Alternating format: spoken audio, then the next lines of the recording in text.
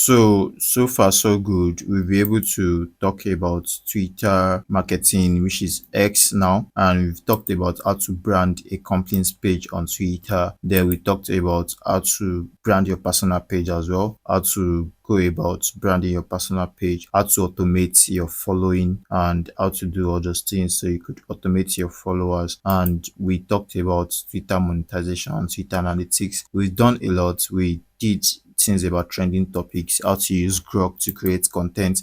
We spoke about that as well, how to extract trending topics and how to use it to your advantage to increase your impression. We spoke about Twitter Premium, yes, Twitter Premium, which is very, very important.